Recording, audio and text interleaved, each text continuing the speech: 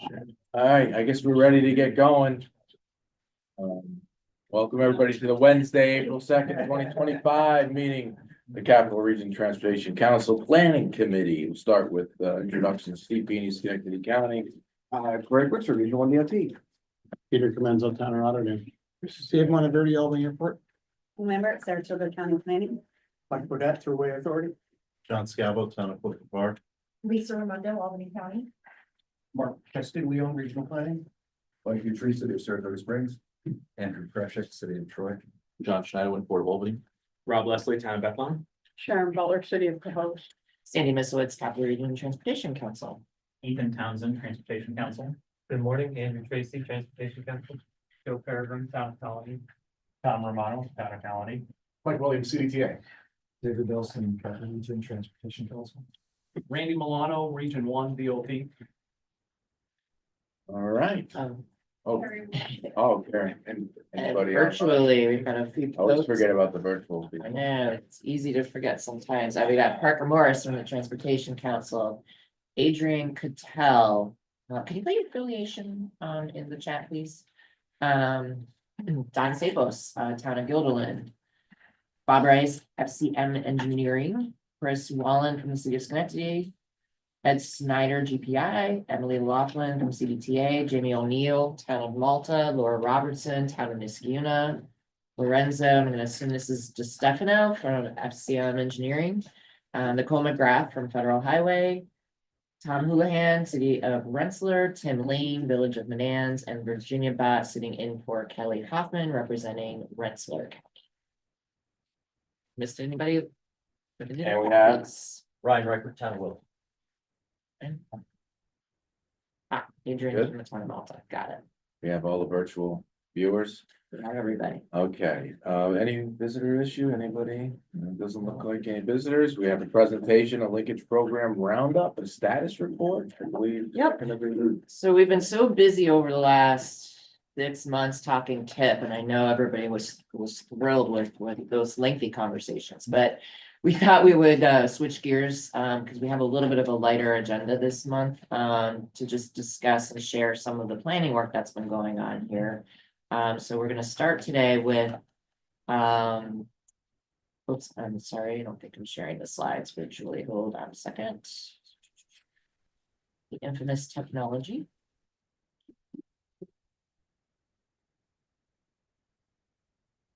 Yes, the folks listening virtually should be seeing the slides now. So I'm gonna walk through.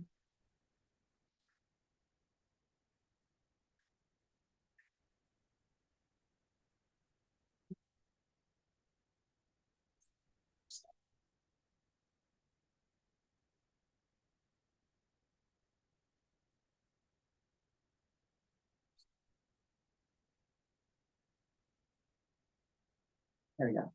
Weird glitches. Okay. So yeah, so we thought we would start with, we've had probably 8 to 10 linkage studies going on over this last year and a half that we really haven't reported back to you folks on. So we thought we'd take some time today to talk about 3 of them that have either just completed or are really on the verge of being completed. So Carrie, you want to start with the Curry Road and Gittleton Avenue linkage study in the town of Rotterdam? Sure. Yeah, So this is a project that we recently finished actually for the town of Rotterdam, although the city of Schenectady was partner on it because part of the study area was actually in the city of Schenectady. The vision statement was for Curry Road and Guilderland Avenue to become more balanced, cohesive corridors that included safe transportation access for users. And then prioritizing safe routes to school and mixed use nodes and key locations, so getting that some of the land use and school. Next slide. The project limits were a 1/4 mile buffer area around Curry Road from Carnegie to Guilderland, and then Guilderland from Curry to Hill River and Hill River from there back to Curry. One of the things that the town had wanted to look at was bicycling connections on Curry, and initially they wanted to look at Curry and Guilderland only. But because Curry, we knew had such limited right of way, and heavy traffic, we thought adding Oldenburg in there might be helpful, just because it's another access point to connect destinations there. Next slide. So key issues here, the corridors are undergoing redevelopment, so there's some opportunity from that and some challenges from it. It currently does lack a comprehensive approach towards multimodal infrastructure and safety. Curry in particular has minimal pedestrian infrastructure and it's kind of discontinuous. And there are a lot of wide driveways, which causes multiple conflict points for cars and also for pedestrians. There is traffic delay at intersections. Some of those intersections have some heavy skewing, and if you live out there, you probably know that NISA had recently rephased the signal at Curry and Hildeberg and Altamont. And there was a lot of public discontent about the result of that because it changed the way that phasing was, and people didn't realize it, and there was anecdotally very many near misses. There's 2 schools in the study area, and there are students that access both those schools by walking. And then again, there's no dedicated bicycling infrastructure. The recommendations, I just put high-level recommendations here were for traffic calming, road diets, but in the context of decreasing lane widths, not reducing the number of lanes. Speed management medians, image at the bottom there in a few locations where it works, where there's no driveways that would be impacted. And then some additional crosswalks with rectangular rapid flashing beacons, focusing those at the school locations and park locations. Access management, design standards particular to driveway access. Looking at interior roadways and sidewalks on sites, and then sidewalks continuing across the driveway. For intersections, in the short term, reviewing the signal timing at intersections, including permitted left turns, leading pedestrian and hold and no right on reds, although holding off on that one that I saw had just done for, towards the not now, but not next year.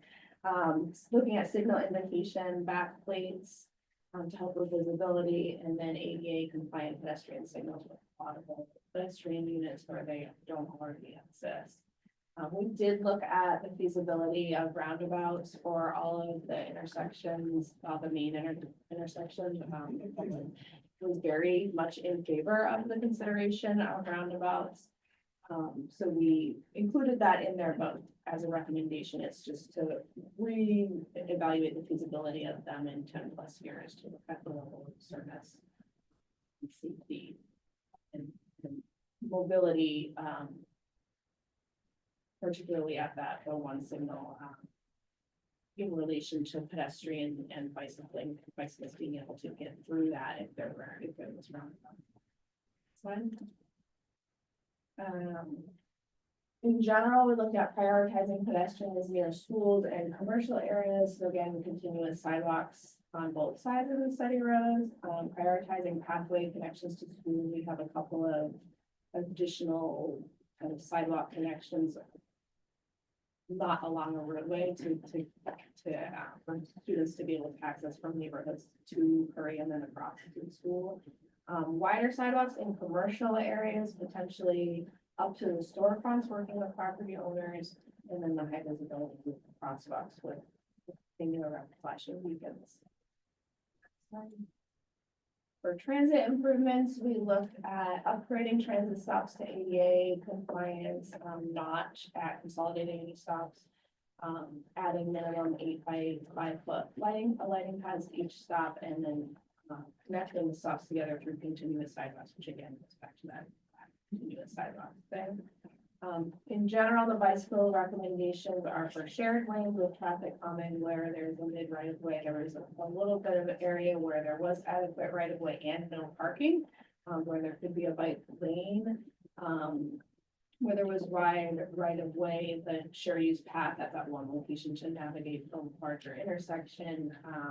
And then again, going back to Hildenberg Ave, where shared lanes and bike lanes are infeasible to look at shared lanes roughly parallel to study roads. We have a number of recommendations in there to get you basically from different points on Curry without being concurrent. And then looking at bike racks. Next time.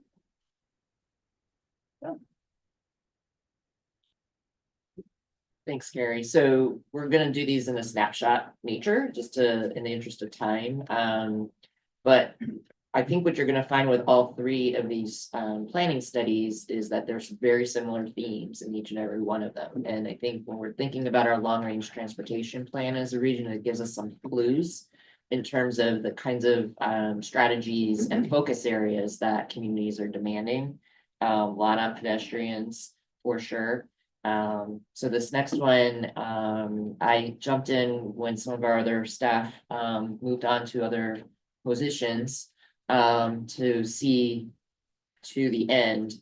This is in the village of Castleton, and it's a complete street study.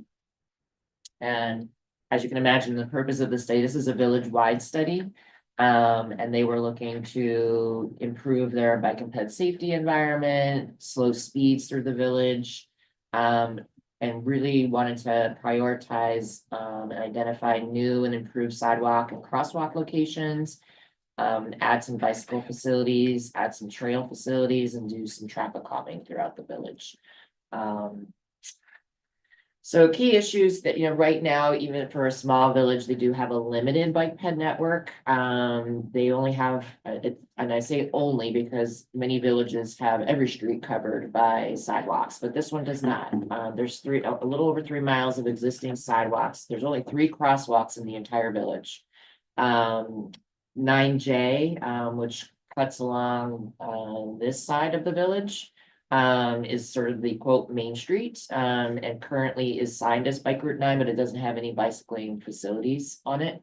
And you can see on this map, this is sort of the key loop that a lot of village residents use for walking right now, and this loop is not complete in terms of sidewalks.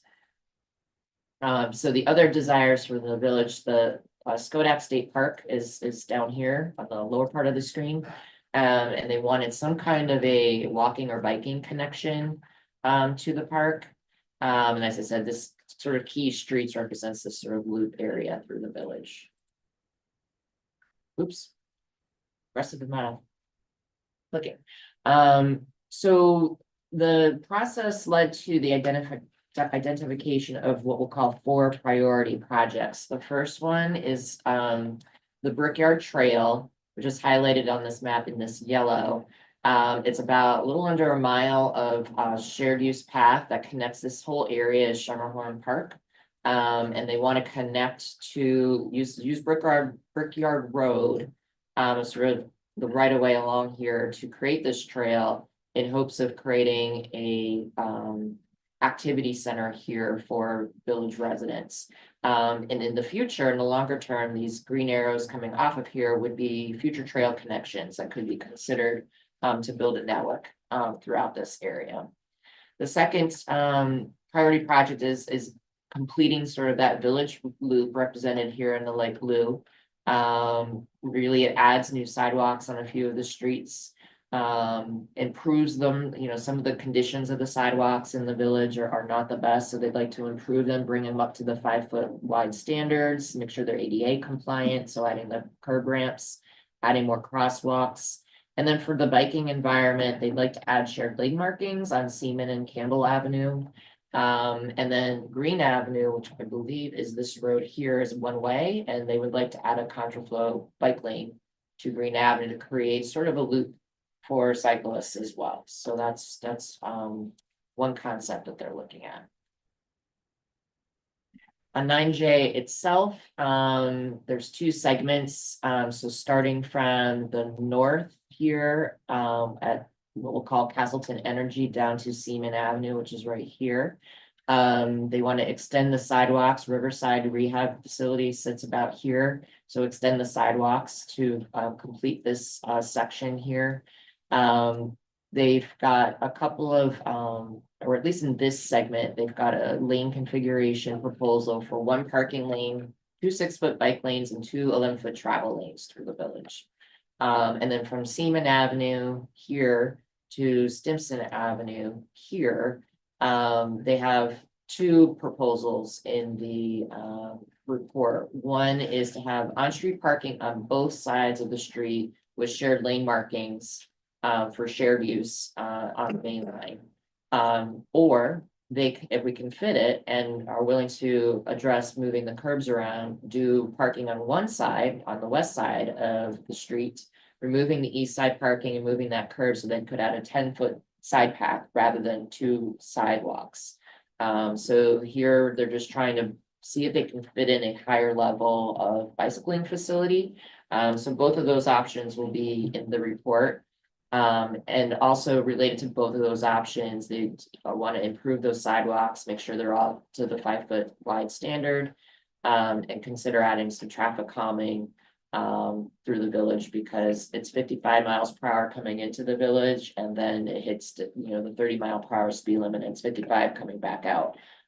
So the village is considering a village-wide 25-mile-per-hour speed limit as part of this project as well.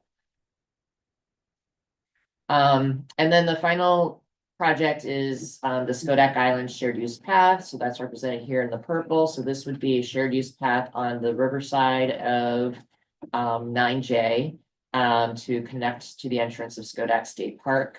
And with all of these options, I mentioned traffic calming, certainly on the village streets, looking at speed humps, curb extensions, possibly raised crosswalks, maybe even some traffic circles for neighborhoods in here.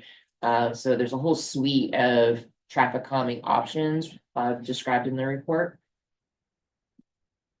And then in terms of their next steps, they are actually going to adopt the study and make it part of, sort of elevate it, certainly for when they apply for grants. And they'll be looking to incorporate these ideas into a local waterfront revitalization program that's in development.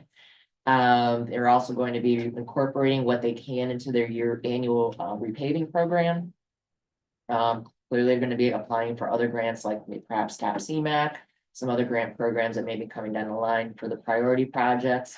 They're also interested in adopting a complete streets ordinance, and as I mentioned, they want to do the traffic engineering study to drop that speed limit to 25. So they're seeking a pretty ambitious set of traffic calming proposals, but you'll see other villages in our region are kind of aligning themselves with the exact same characteristics in terms of what they'd like to see for their villages.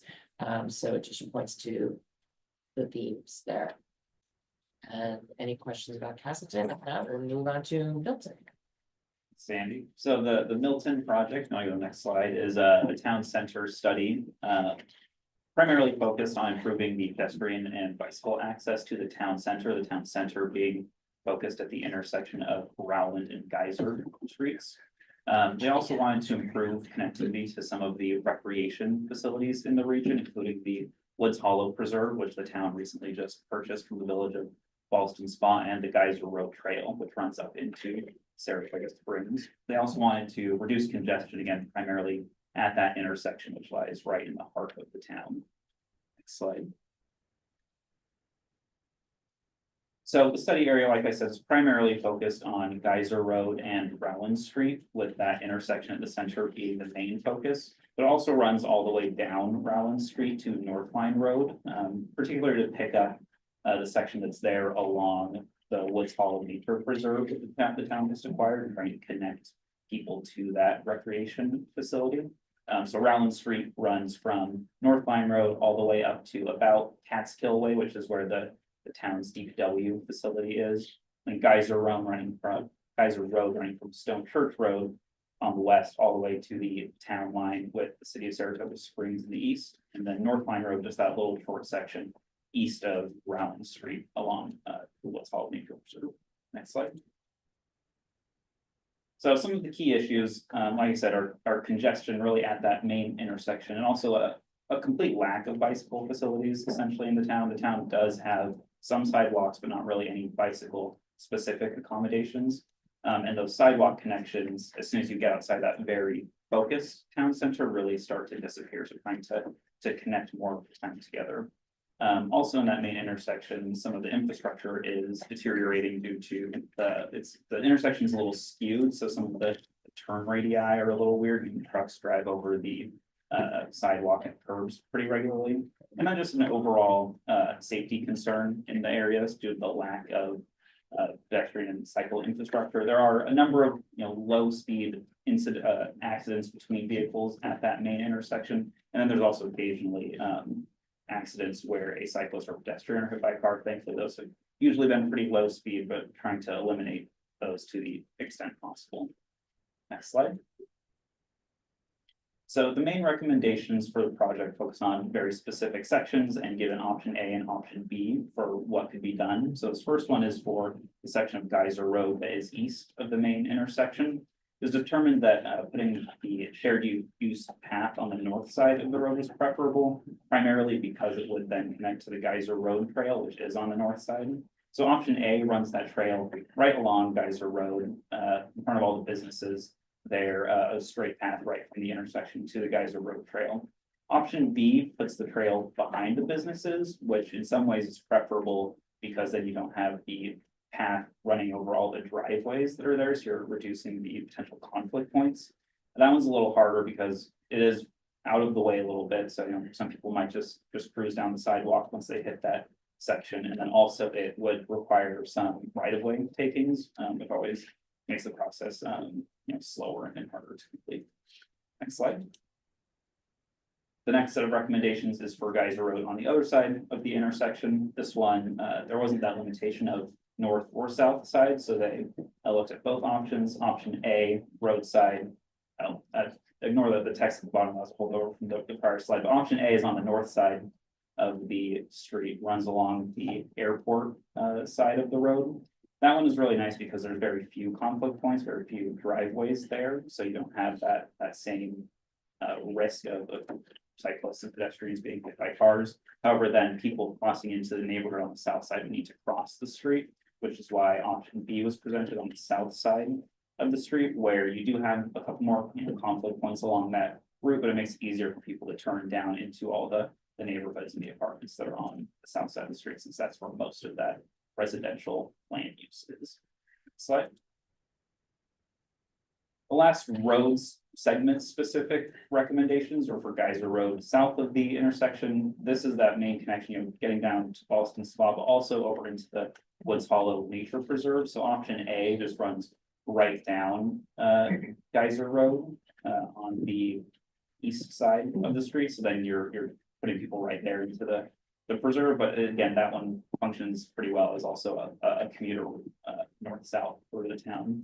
Option B takes that path and puts it over into the more undeveloped wooded area that connects down into the Woods Hollow Nature Preserve. And there's kind of a long rectangular section over there on the top right. That is not actually part of the preserve. I believe it's privately held land, so that one also does have the concern of some sort of right-of-way takings getting down to the Woods Hollow Preserve, but that makes it a little more of a recreation trail where it has, not quite as much commuting or transportation value, but it is a much more disconnected, safer route for people trying to access the nature preserve. Next slide. So then looking at the actual intersection of Rowland and Geyser itself, the kind of, preferred idea that a lot of people had in their head for this intersection was to replace it with a one-lane roundabout. There's not really the traffic or the space to warrant a two-lane roundabout, but a one-lane would work very well there for the level of service.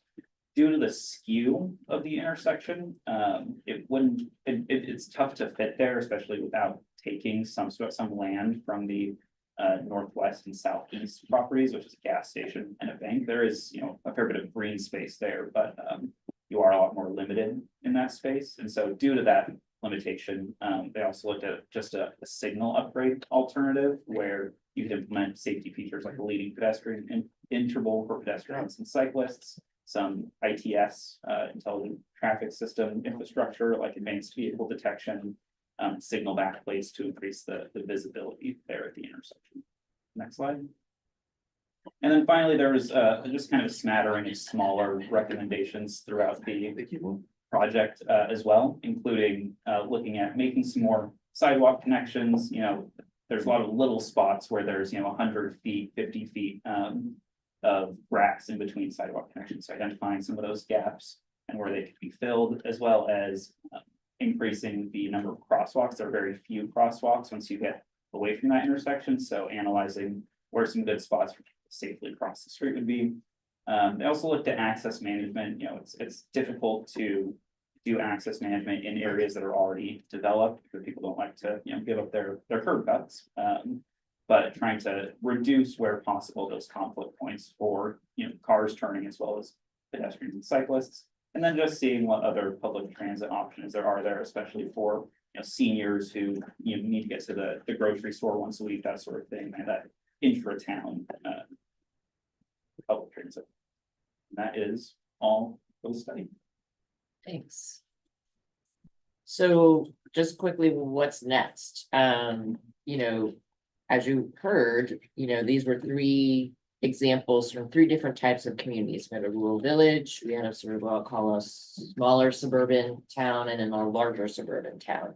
But the themes are all basically the same. We have 5 studies that are at various states of completion. We think the Albany County Broadway study and the Voorheesville study will be done probably in the next month. Colony Central Avenue is not far behind. Niskayuna Route 7, which obviously is an important one because of recent events, is really just getting started. We're signing the contract with our selected consultant for the Half Moon Clifton Park study now. So these 5 studies will be more or less, will more or less be completed this spring. The other 2 probably will need the rest of the year to be worked on. And then we're going to initiate 2 new studies, the Boston Spa traffic calming and then the Saratoga Springs West Avenue studies.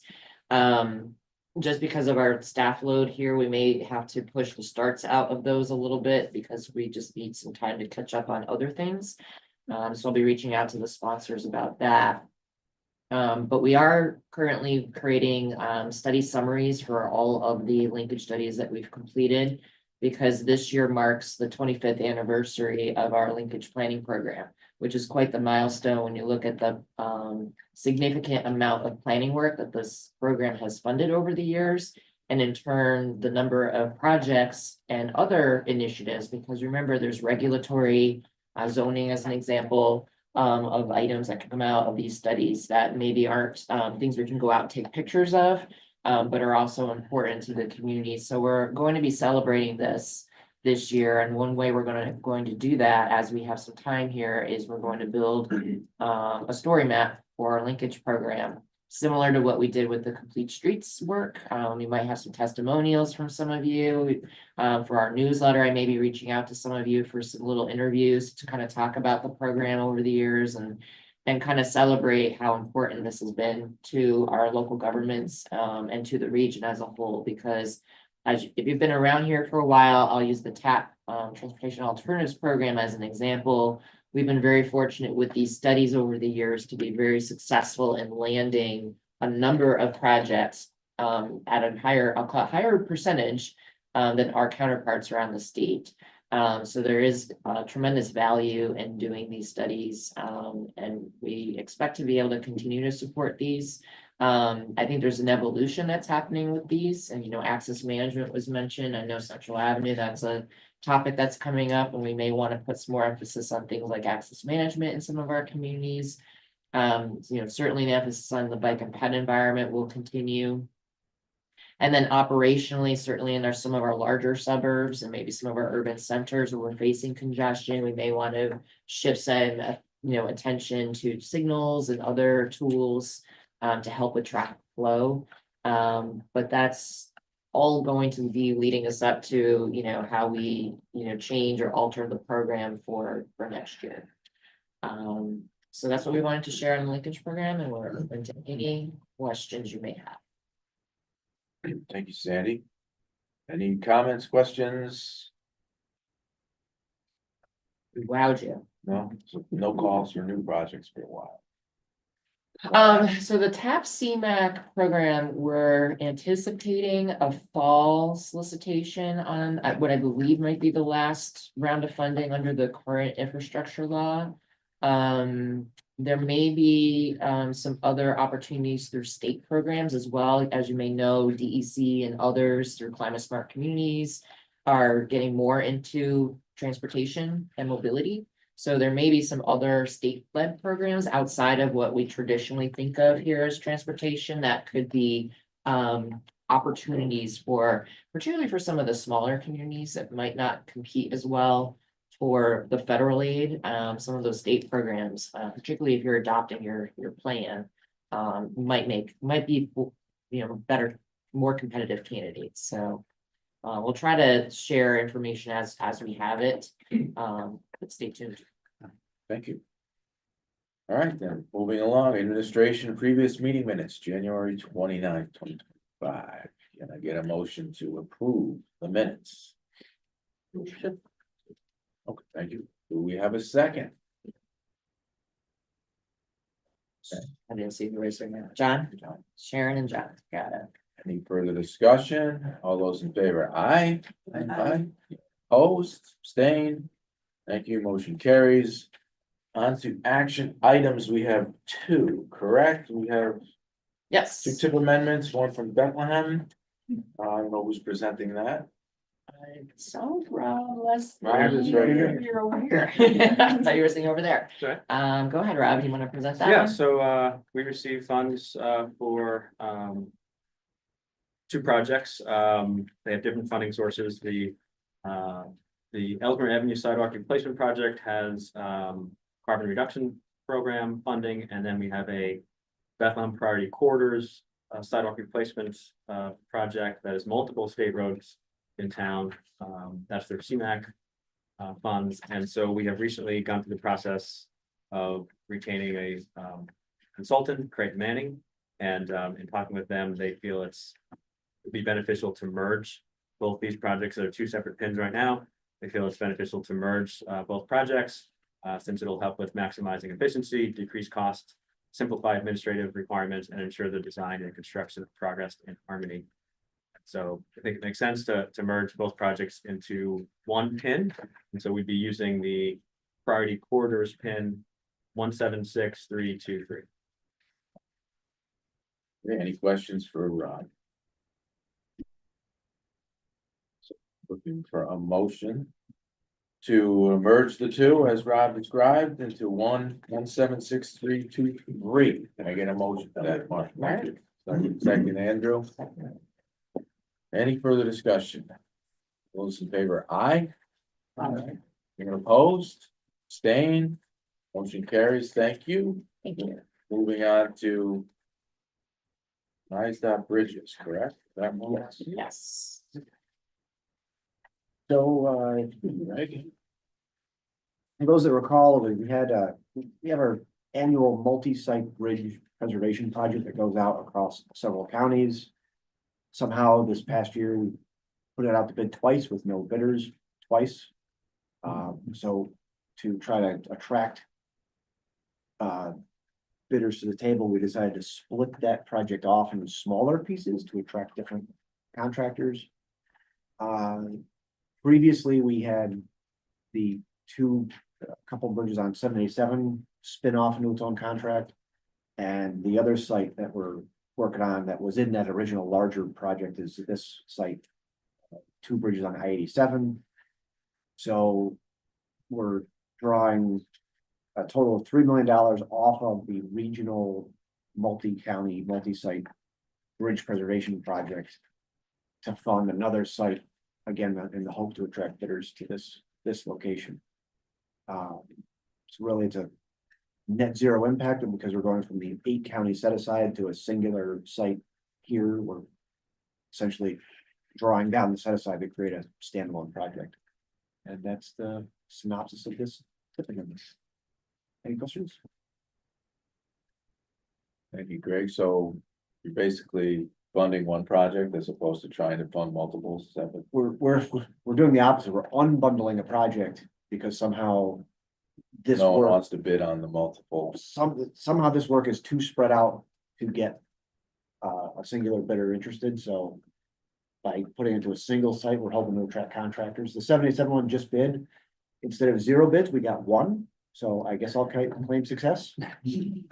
So that's better than 0. So we're hoping to get more than 1 here. I'm just curious, Greg, are you still finding the lack of bids due to just lack of capacity to take on these projects, or are there other issues that your DOT is seeing? Yeah, we're struggling to figure that out. Okay, I'm just I curious. have bid results I was gonna talk about later. But we're not sure if it's just, apparently the contractors say there's not enough work, but the work we put up, they don't like, so.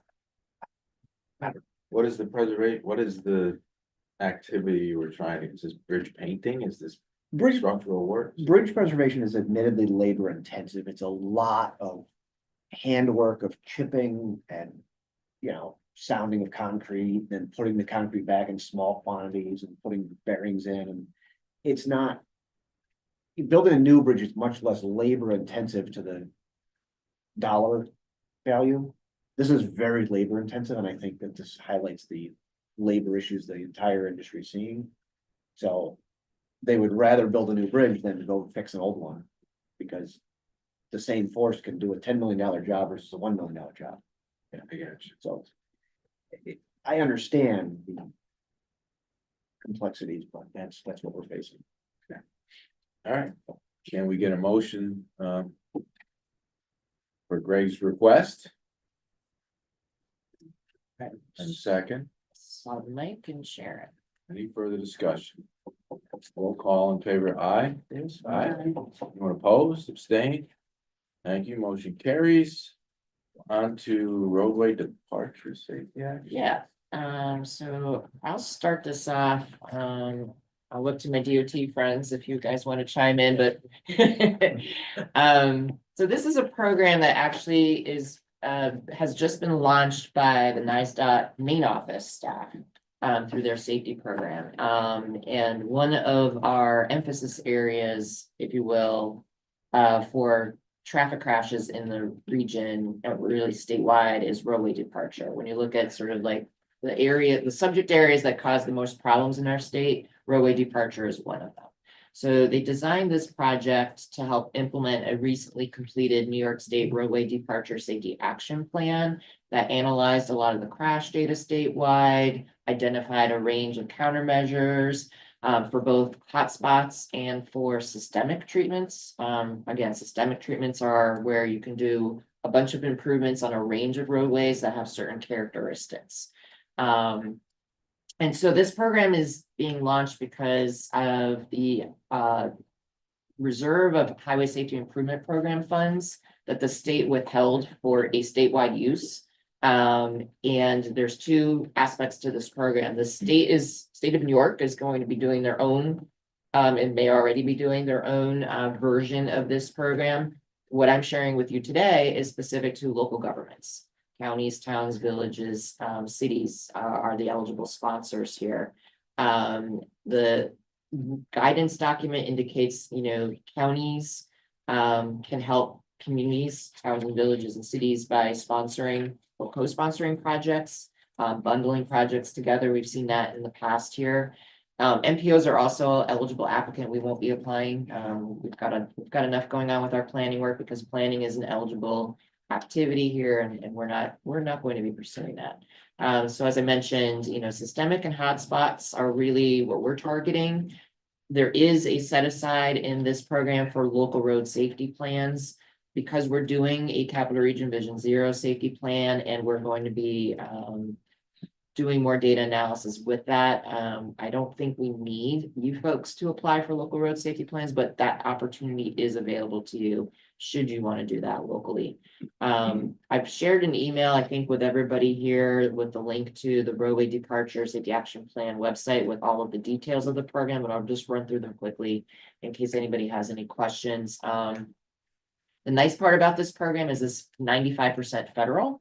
So the local share is 5% only, which is a little different from some of our other grant programs.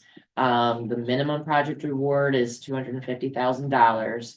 And to sort of mimic what was done with the Bridge New York program, they've assigned based on a formula to each county, not county sponsor, but just entities within a county, a dollar value for both local road safety plans and what we'll call the roadway departure program, which is a combination of those engineering initiatives for hotspots and for systemic treatments. So as you can see, as the formula goes, Albany County in our region gets the most. Saratoga, the little asterisk is just because we have a little sliver that sits in the Adirondack Glens Falls region, which we'll worry about as we see applications. But in essence, on the engineering side, we have about a little over $3.5 million dollars, and then over 450,000 in local road safety plan funds available for this. The guidance document does say redistribution of unawarded funds, quote, may be possible. So if we don't get applicants for the safety plans, I'm going to assume those funds can go over to the engineering side, so that will beef up what's available there. And if for some reason one of the counties, in terms of the entities eligible, don't apply for these funds because we know federal aid, it's a little tricky. You know, it could be reallocated to another county. So, you know, we'll see what comes in as things move along. In terms of what's eligible, we'll start with the systemic side. One of the things the guidance document does say is it must be a locally or county owned and maintained roadway. So meaning you can't, as a local sponsor, apply for something on a state road. So it is specific to locally owned roads.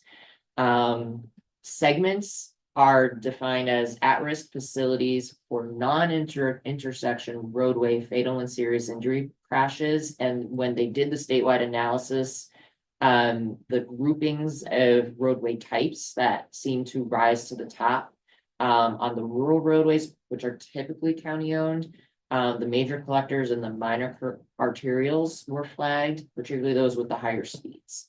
Of experiencing a lot of roadway departure crashes. In the urban area, the urban principal arterials with speed limits posted at 35 to 45 were also flagged as potential. There's not as many locally owned urban principal arterials that probably fit the criteria of this program, but there may be some. And, you know, again, I think the counties, for the most part, probably own a lot of the mileage that are in the rural areas. Now, that's for the segments. In terms of the curves themselves, they define those the same way. What's interesting when they did the curve analysis is they expanded the eligible set of roadways to rural minor, rural majors, and rural principal arterials. And there may or may not be one or two of those in our region with the higher speed limits that are county owned, but we didn't want to rule out that possibility that type of roadway existed. On the urban side, what's interesting is they added in the urban minor arterials along with the urban principal arterials with the speed limits 35 to 45 on curves. So the curves are a little more cast a wider net, I'll say, because of the nature of these roadways. Which I know that probably sounds a little confusing, and we'll talk about how we can help you break that down. The types of countermeasures come out of, like I said, the roadway safety departure action plan. I won't go through them here, but one question that's coming up is about paving. Paving will not be eligible except when it relates to a friction issue that's identified through crash history. But all of these other types of improvements are candidates for this program on a system level. NISDOT prepared PDF versions of what they called risk factor maps, which are available on their website. I put a screenshot here of Albany counties just so you can see it. I'm going to be frank with you, unless you've got a really good geographically map mind, you probably can't tell what roads are actually shown here. But in terms of the colors, the red represents the hotspots and the blues represent the segments, with the richer blues being ones that have more risk factors. They the main office staff is telling us that an interactive map that you can zoom in and click on might be available soon. We just don't know if, when, and how that is going to happen. If this is a program you are interested in, however, we have GIS data, so feel free to submit any roadways of concern that you might have. And we can do some additional work on our part to help screen the different candidates to see if they fit in with this program. Because your police departments may have issues or, have reported things, you may know of things going on. And we can just see how it matches up with the data that is available to us. That data is on the website. So the PDFs are on the DOT's website now, but the interactive map is not there now. Why I put question mark, we don't know when it's going to be available. Given the timelines here, if folks just, particularly Schenectady County, if you did have candidates, it might be easier just to email them to Carrie. And she can do a quick screen against the data that we have in our GIS system. In terms of the hotspots, the countermeasure sources, they've actually listed in the guidance document, many of them coming from the state's roadway departure safety action plan. If you happen to have a local road safety action plan that talked about your location, you can use that. The proven countermeasures that are published by Federal Highway, and then if there's some specific local analysis you may have done, that can be used as well. So cutting to the chase here, I think the message is counties are strongly encouraged to apply. The counties are really best suited, given the nature of the roadway networks and the mileage available, to actually execute this program in the timeframes and do the work in terms of the capacity. As with all of these federal aid programs, you're front-ending money. Local governments are certainly eligible, but it might be easier to coordinate with your county if there are roads that you are concerned with within your county. As I said earlier, we have GIS data that you can submit to Carrie, any roadways that are of concern. And if you want just a quick screen against the state's data set, like I said, the PDFs are not super helpful for you folks. Applications are due June 13th here. So your applications are coming here. I will preface the application. It is a very engineering oriented application. They're looking for a lot of data. We probably can supply some of that data through the databases we have. But it is viewing this through the lens of an engineer. So bear that in mind when you look at the details. There is webinar recordings and webinar information from the state on their webpage, along with the guidance documents and a number of resource documents, including a frequently asked questions, and a few other things.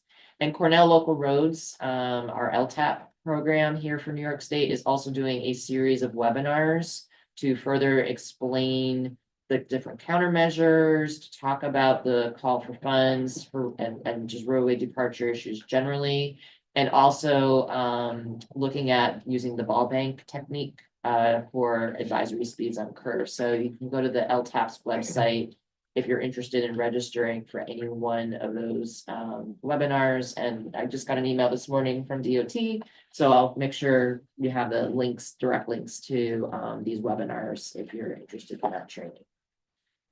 So that's the best we know at this point. I'll be honest, there is some confusion a little bit with the implementation of this program across the state.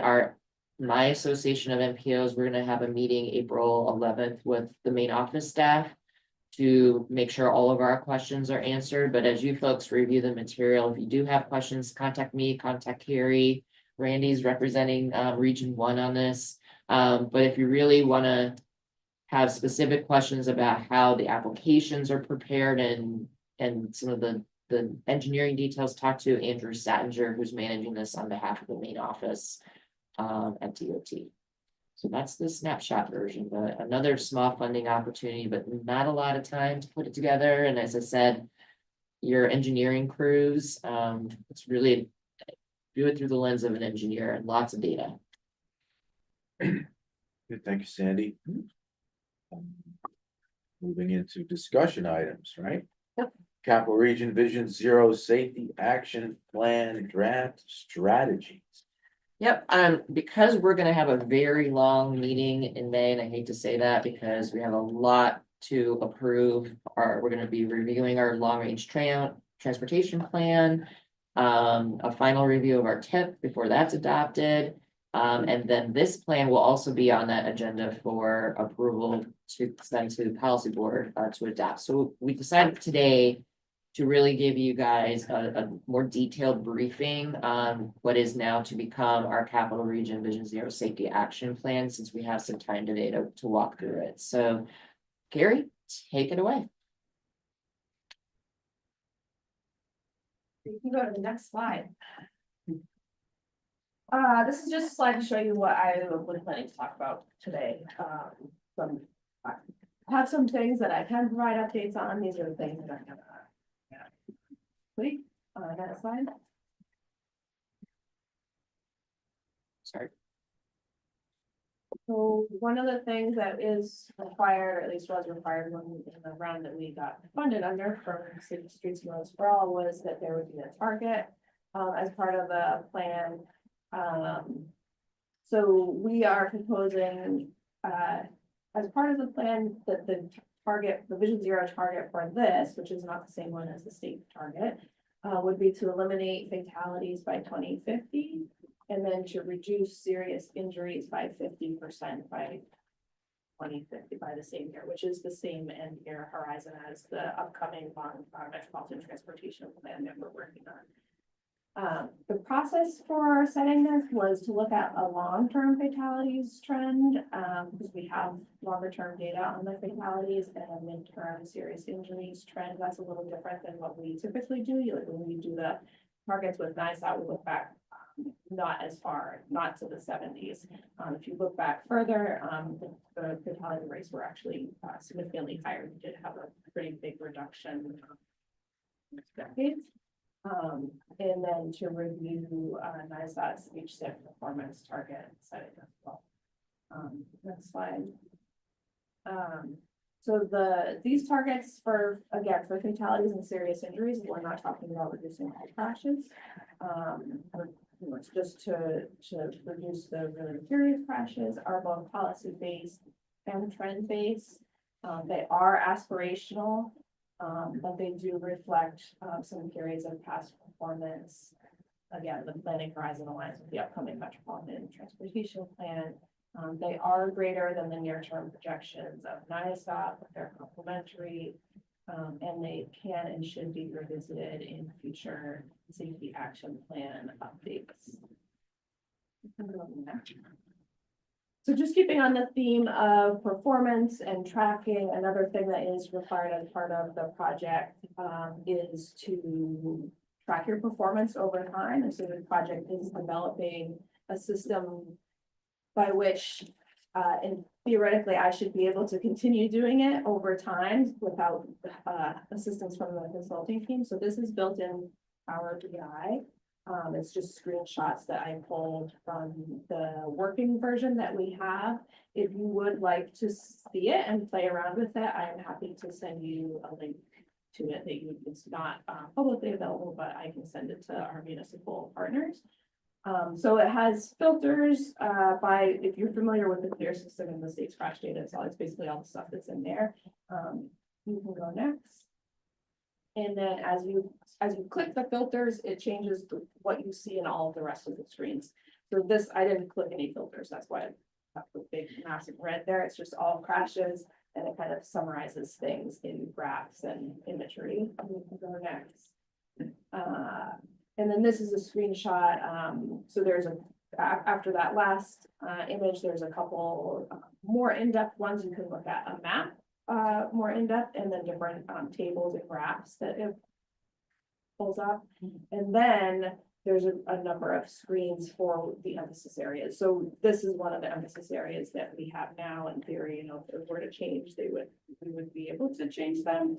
So this is vulnerable road users, and then within the vulnerable road users, sort of towards the top under the green line, you can see viewed by emphasis category, bicyclists, pedestrians, and roadway workers. Those are the identified vulnerable roadway users in NISA's safety plan. And so pedestrians is highlighted there, so that's all that this is looking at, and then over on the right, you can filter a little bit more, by different categories. Next slide. Okay, another of the scope items that we had in this project was to do a number of targeted safety investigations. If you're familiar with the concept of a road safety audit, it's kind of like that, except not with all of the stakeholder input, but it's out in the, staff are going out in the field and reviewing, real world conditions, at locations where we have a demonstrated, crash history and likely opportunity to reduce future crashes. So what I have pasted in here, because I didn't have a map with all of them, are the, each row is a different location, so we can go next. There's 4 slides of these. We did focus them on our funding partner agencies, so Albany, Troy, Watervliet, Green Island, Saratoga Springs, and then we added some Schenectady in there as well, and a few other kind of county locations. Those are done. The fieldwork of those is completed, and I anticipate having all of there's gonna be a separate write-up for each one of them with recommendations, having those available in May. I believe we've already talked about the results of the hotspot analysis that we had done, and that is posted up on the website as well. What is not posted yet is the results of the systemic, so the risk factor analysis. So I have a few slides here summarizing that. So this is the methodology. Look at the focus crash types, intersections, roadway departures, speed related pedestrians. And then within those, the focus facility types are the highest concentration of the focus crashes within the system. And then trying to find risk factors for those. So figuring out what those are and then screening the network. Next slide.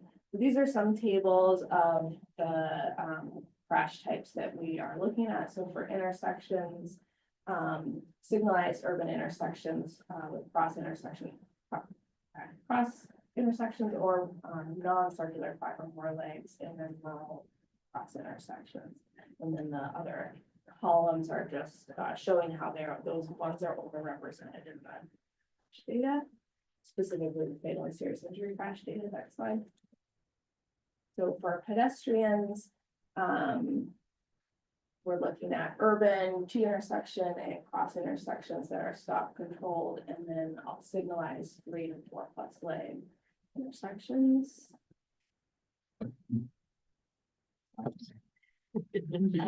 For roadway departures, we are looking at in urban areas, arterials that don't have access control, and then for rural arterials without access control, and also major and minor collectors. Next slide. And then for speed related crashes, urban arterials and major collectors, and then rural major and minor collectors and arterials. So another of our scope items was to look at speed limit recommendations, specifically putting together analysis for the partner funding jurisdictions that we, that are providing match funding towards the grant. Exception to that is that Albany actually did theirs before we got underway, really, and so we subbed the city of Schenectady in instead of them. So I'm sure you know now, New York state law now supports area-wide 25-mile-an-hour speed limits instead of the previous 30 on city and village and certain town streets. After an investigation, it doesn't change the requirements for the engineering study for corridor specific speed limits. Next slide. The methodology that we are using as for the analyses as part of this project is basically following the city limits guide. So we are looking at these of default speed limits, which is basically in the municipality, and then the bottom image on the right there is corridor speed limits, so doing more of an analysis on certain corridors. And the next slide shows a table of locations that we had planned to look at for those kind of level 2, what we're calling analyses, where we thought maybe 25 might actually not make sense. So we did a little bit more analysis to see if maybe we might want to keep it at 30 or if indeed would make sense to go down to 25. So we picked example kind of our level 1s, which are I mean, it's really most of the streets that are more residential, really local orientation, and did some counts on those and just verified that it did make sense, you know, in general for those roadways to be 25. And then these are the ones that we did, that we may not be recommending 25. Although this is the list from the beginning of the project, we have since added in some additional roadways. And so City of Schenectady, sorry, just going back to speed limit, City of Schenectady, you may have seen, we finished that one a little bit early. They were really, City Council was really pushing on that. And so the city did adopt that one. Saratoga Springs is in draft. The city has reviewed it. And I saw staff is now reviewing that because there are a number of roadways in, you know, Saratoga Springs has a different jurisdictional boundaries than the other cities do. And so there are some state roadways, state signed routes that are under state jurisdiction in the outer taxing district. And so we're recommending kind of step downs towards the city's 25-mile-an-hour recommendation. Green Island is under municipal review as well, and the cities of Troy and Waterfleet are still under development consultant side. Okay, now next. As part of our original scope, we were going to do demonstration projects. We then realized that we couldn't do demonstrations projects, so we changed it to this idea of corridor concepts, which is basically like doing a design, but not demonstrating it in the street. The areas that we did are in the location column here. We did do basically the same thing as the targeted safety investigations, but with the stakeholder involvement for all of them at different times prior to when we did the workshops. All of the workshops have been completed now, and the team is working on their, you know, draft concepts. And the plan now is that we'll do like a virtual pinups for them. So we'll have additional meetings, but they'll be virtual. They won't be in-person meetings for each of these.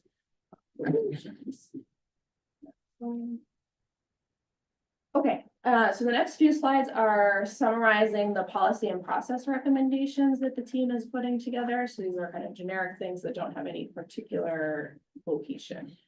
So for leadership and coordination, at least what they're recommending is for leadership that the Transportation Council continue to kind of provide some leadership and coordination. And that specifically here, the Regional Operations and Safety Advisory Committee serve as the main you know, group to do that. Transparency, the performance dashboard, that data dashboard that I showed you in Power BI is to help with that. They're putting together some recommendations for implementation funding and trying to tie that back to data analysis and roadway safety management process. So it's essentially, if you're familiar with what NISDOT does for the priority investigation locations and doing the screening once a year and figuring out where the biggest problems and the highest, the locations with the highest probability for potential for improvement are, that we can kind of mirror that here, looking at the funding and the kind of analysis process that we have. Next slide. One thing that has come up a lot in public outreach and also with our community advisory committee, which we established as part of this project, which is really has a wealth of knowledge actually and are very helpful, has been the land development process and how that relates to the roadway network. So the team is trying to look at ways that kind of realm can feed into a safer roadway network. So they're looking at a recommendation to assess land use along hotspot corridors. So those corridors where we see a lot of fatal and serious injury crashes, providing safety training to planning and zoning boards, which isn't like how they should drive. It sounds, providing safety training to people on planning and zoning boards related to the decisions that they make on the boards and how those decisions related to the land use interact with the roadway and how their decisions can help to improve, or, you know, lead to reductions in fatal and serious injury crashes at those locations. And then incorporating safety countermeasures into site plan review. That's an example, which is next slide. For speed management, which is another topic that does actually come up a lot with the public, looking at municipal speed limits. Automated enforcement seems to have a good amount of public support and interest. High visibility enforcement, and then infrastructural things, so road guides, traffic calming, and also the speed feedback signs. Next slide. For intersections, looking at roundabouts, dedicated left and right turn lanes, more lower cost systemic improvements for stop controlled intersections, as well as, you know, different ones for signalized intersections, and then pedestrian crossing improvements, so it could be signal things or striping. Safe road users, public awareness campaigns, educational stuff. You know, there are existing materials that the governor's traffic safety, that should say, committee puts together. And then fostering partnerships, continuing to support and expand coalitions and peer-led initiatives for teen drivers, which some of those do exist in the region, motorcyclists, aging populations, and other groups. Next slide. Complete streets, looking at sidewalks, the allocation of street space, bicycling facilities, going back to intersections, enhanced crosswalks and pedestrian signals. And then for roadway departures, considering systemic improvements, signs and markings, curb locations, shoulder widening and barriers, rumble strips, and then other countermeasures, lighting. Lighting is a topic that has been coming up an awful lot, again, in public conversations and with the community advisory committee, trying to figure out how, you know, at a systemic level, lighting could be improved.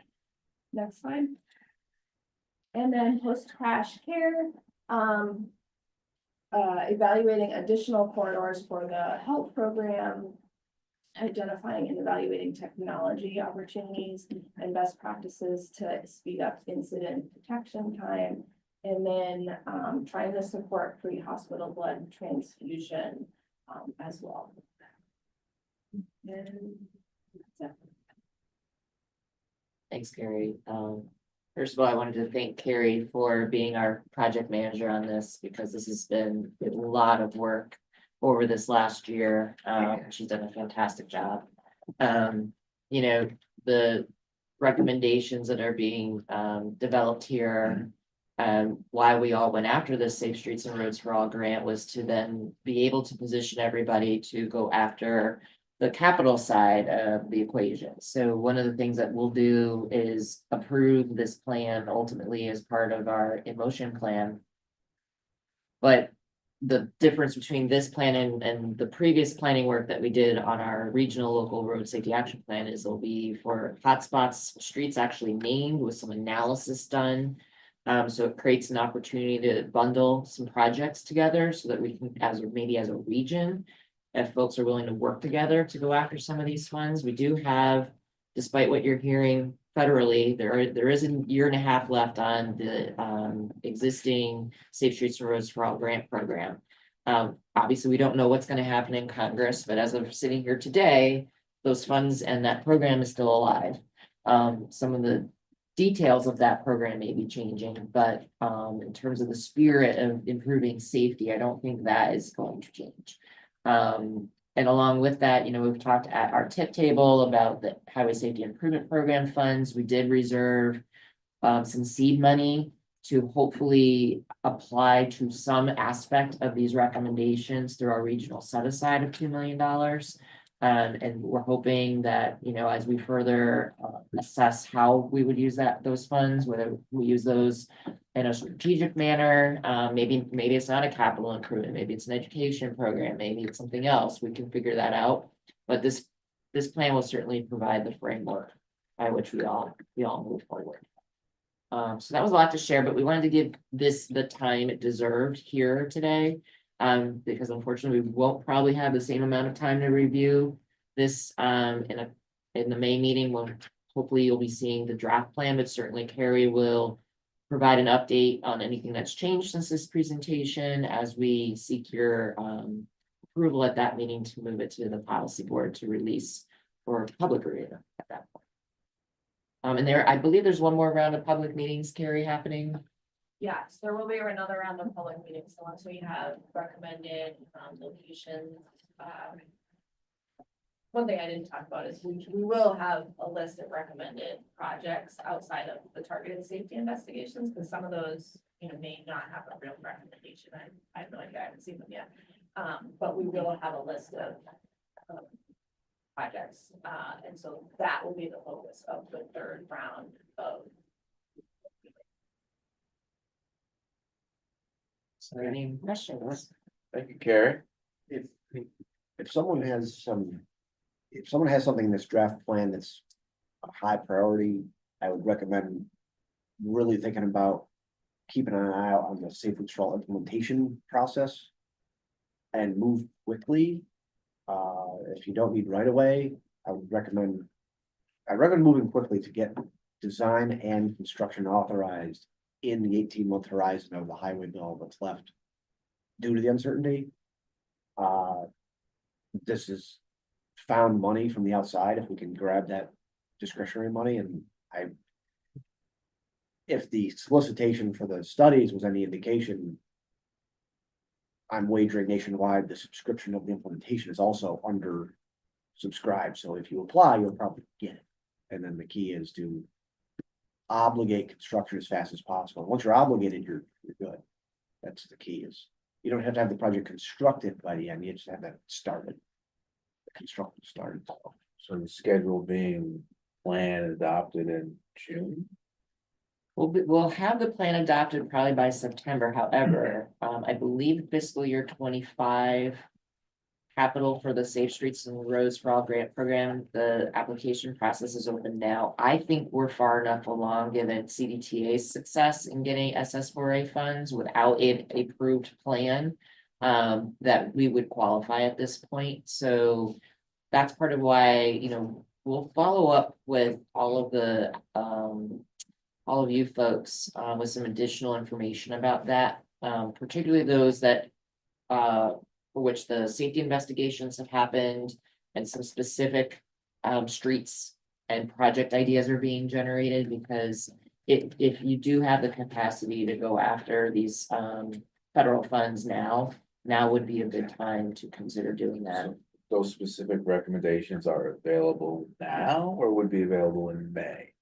They're basically available now, but I mean, officially they'll be available publicly come May. So it's on your website now? You can reach out to Carrie for what she shared today. Yeah, I don't think that it's possible that list is up online, I'm not sure, but. Yeah, But by May, there'd be I a should draft have. document. I don't think we need to have like a final document, but it would certainly help if I had the list. Well, just for communities to know what you identified, I don't know how Right. on top of it communities are for, you know, what's been identified or. I mean, the communities with the hotspots for the most part participated, right? So they're aware, Right. you know, so these hotspots are the places to probably go first. Yeah, so a lot of the funding, we'll call it the funding partners, Albany, Saratoga, you know, have had a little more attention through this program at this point. The work that Carrie's waiting on from the consultant is sort of the broader lists of candidates.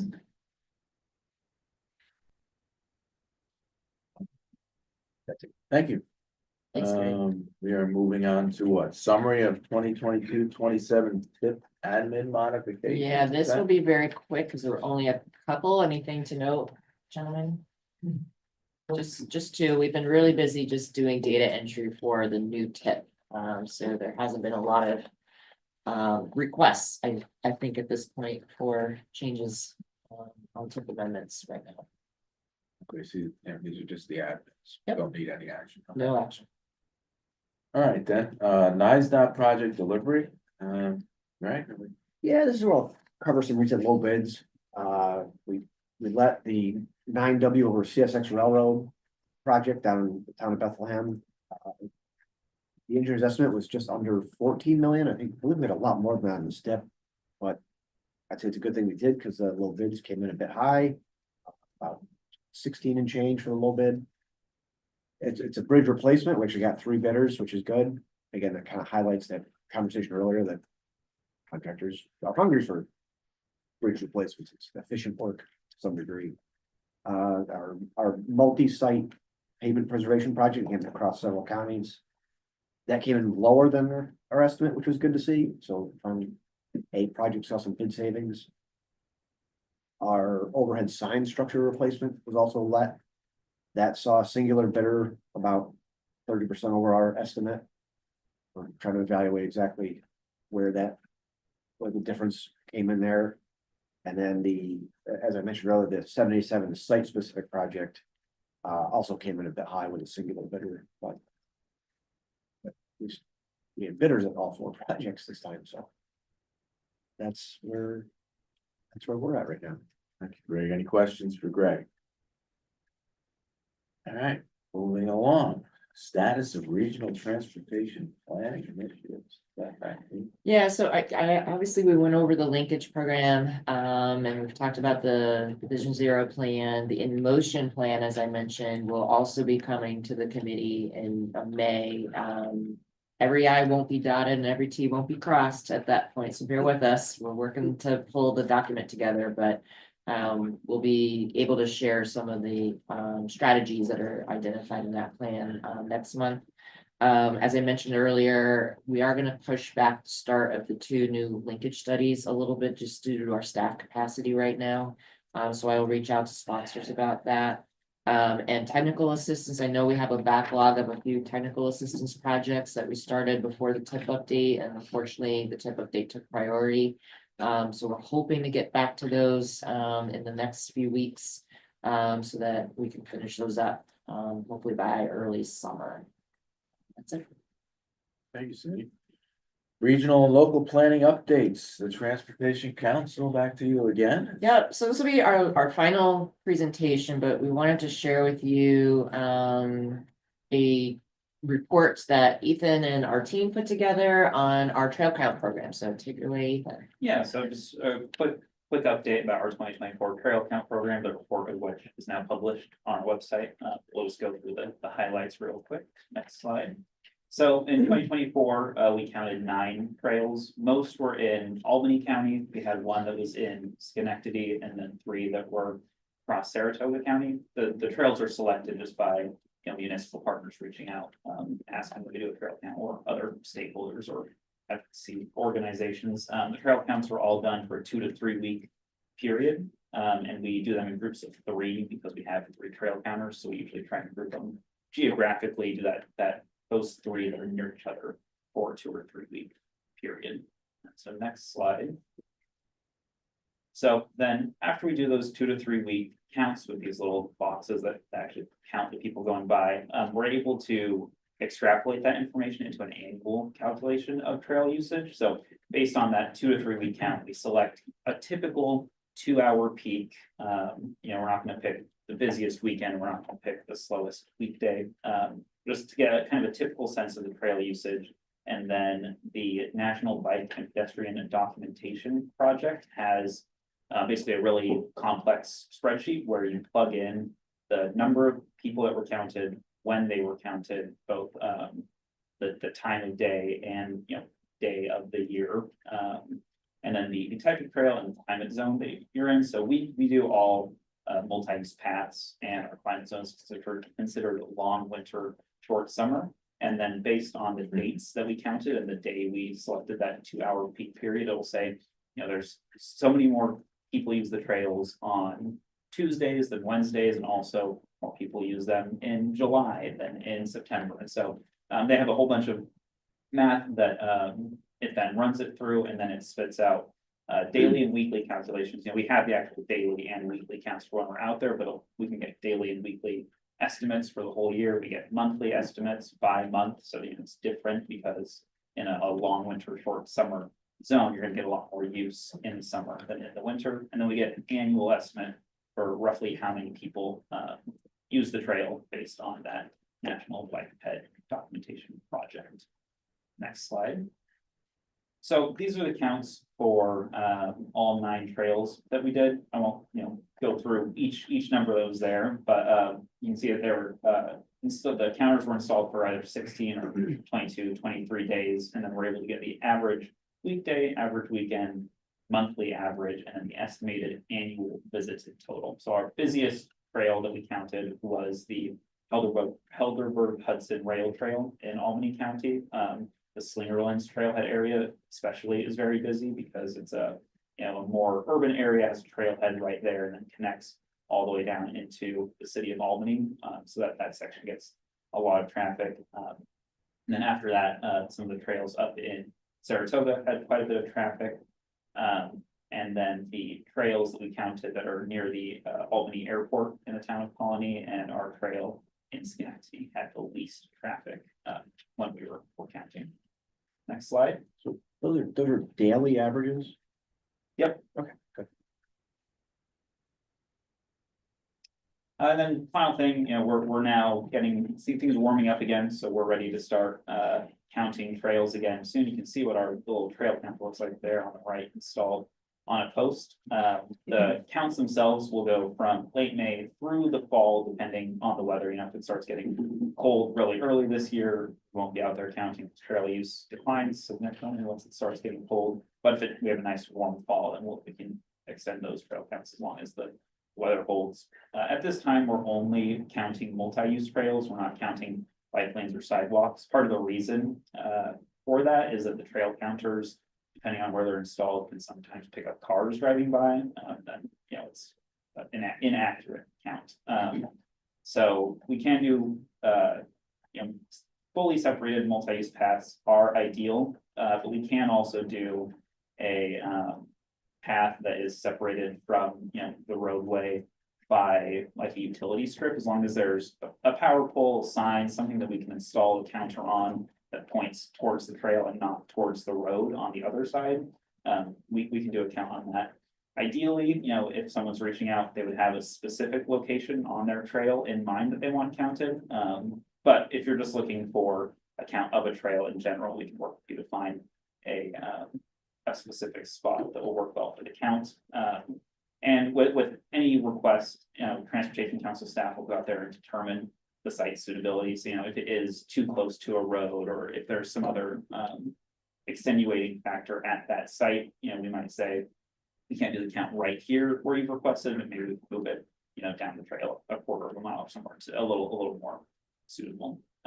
So, like I said, we're looking for ideas now. So municipal partners, advocates, anyone who wants to trail count requests, they can reach out to us, specifically to me. My email is down there, or Teresa LaSalle, who's also working on the trail count program. Her email is there as well. So if you have any questions, feel free to reach out to me. And this is free to our municipalities, so please take advantage of the opportunity to gather data. And we're hoping to build a pretty robust data set for our trails. And return on investment is terms that you're going to start hearing more from us about. So the more we can get user data, the better. So that we can also then look at some of the economic benefits of the trails. And justify, why that these are so important to our region. So that's it. Thank you. Is that it? And that report's available now on our website as well. So I can send around a link to the group after the meeting if you're interested. Thank you, Sandy. CDRPC. Mark? Don't have a PowerPoint. Sorry for all the PowerPoints. So we recently updated our 2010 regional greenhouse gas inventory dashboard with 2022 data.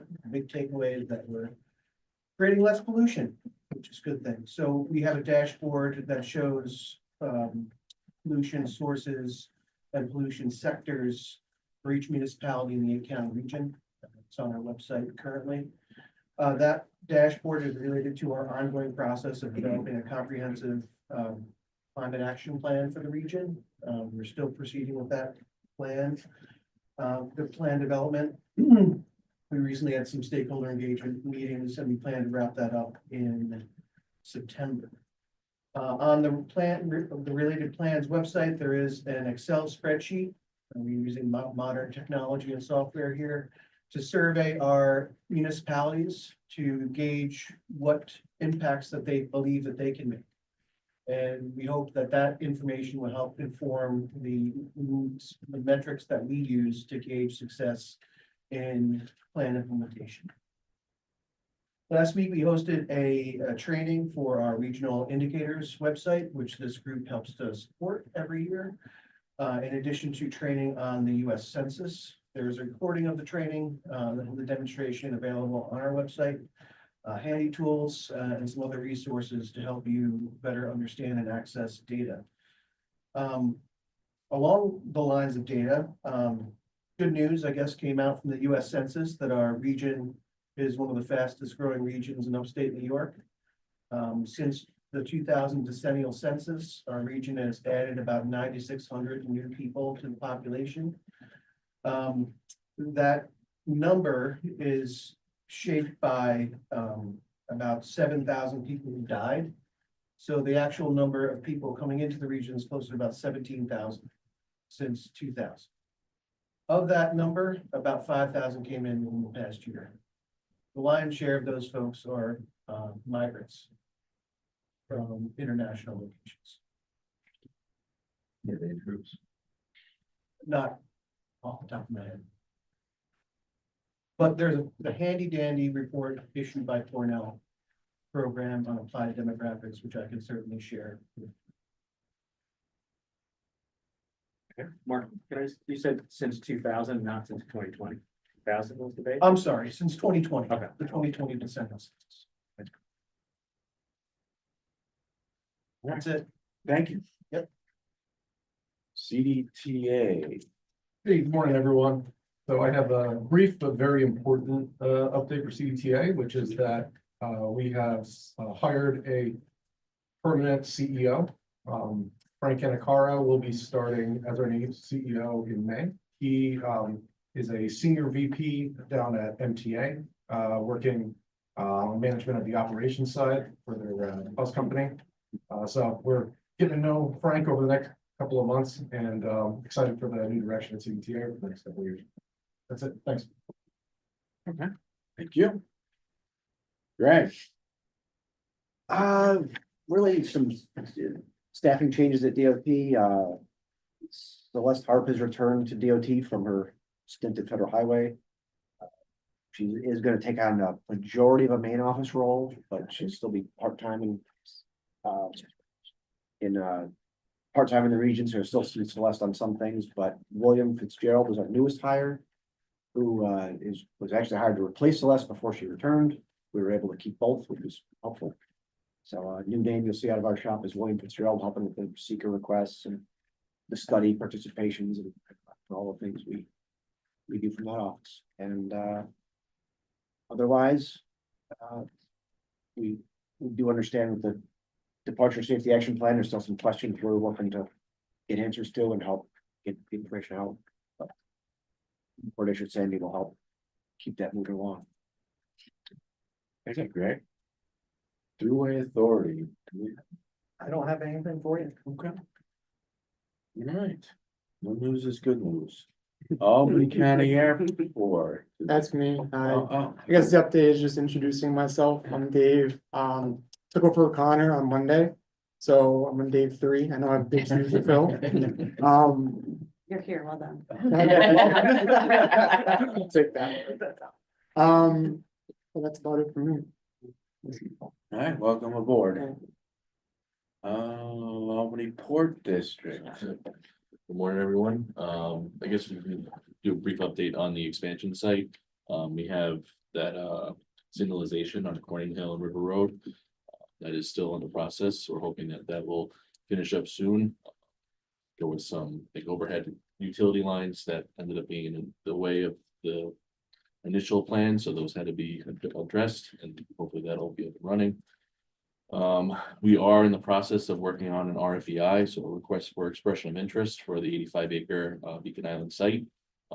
With offshore wind in the current climate that it's in from a federal government perspective, we're looking at potentially seeing what the market is for that particular size property. Ideally servicing some maritime manufacturing would be ideal, and we're eager to find out, the results of what the RFEI will be. We'll probably post that, if not by the end of this week, beginning of next week, and it'll be out for about 2 months. And again, it's mainly to just kind of get the a taste of the market as to, where we lie in the current region as far as marketing that site and the manufacturing needs. We would love to keep it in the offshore wind industry. That particular industry provided about a 30-year commitment to that site with over 550 employees. So we see that being a huge benefit for the region economically. So that's our goal, and our focus is keep it there, but this RFEI will help us get a better understanding of, other potential uses if the offshore wind industry doesn't necessarily pan out. So that's pretty much what I have. Thank you. Local government, anybody have anything to share? Kristen? I did have just one other item. So New York State DOT is also working on a, what they call a RIP, which is a Resilience Improvement Plan.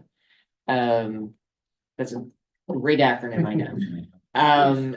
One of the things that they're doing, some MPOs across the state have already prepared a regional versions of that kind of a plan. We have funding to do that in the next year, so we haven't prepared ours yet. Often what comes out of those plans is a list of proposed or areas of concern, whether it's a bridge, a culvert, other areas that from the transportation network perspective are experiencing flooding or other challenges.